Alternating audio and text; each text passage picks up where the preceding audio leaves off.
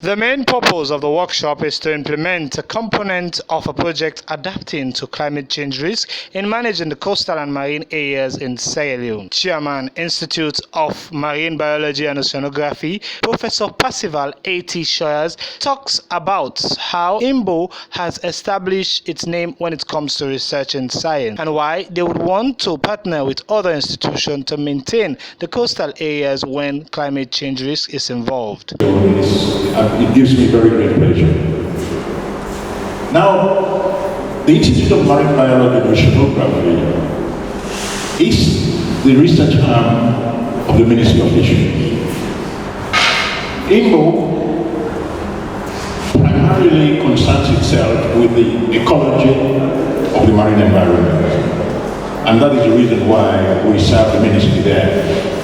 We have been assisting the ministry and other marine institutions like EPA, Sierra Leone Maritime Association and others, all people connected to water, but in terms of science, research and learning, we have established our name.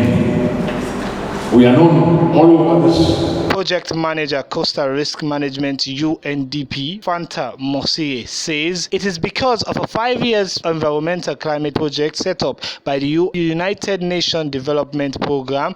That is why they have chosen to support Imbo and other governmental institutions to implement the project, which she later conclude with an official declaration of the project's validation. We are implementing a 5-year Global Environmental Facility Project, which has been launched, and we are at the third year of this project implementation.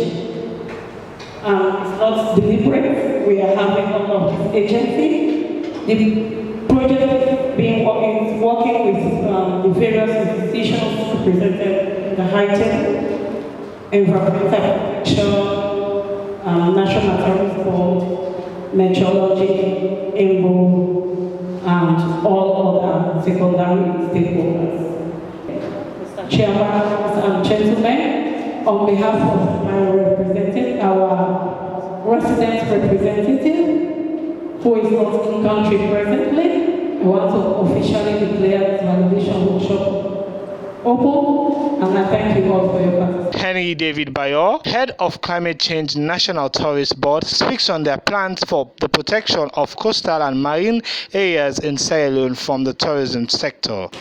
Of course, the National Tourist Board is one of the institutions implementing the UNDP-funded project, which is the Adapting to Climate Change-Induced Coastal Risk Management in Sierra Leone.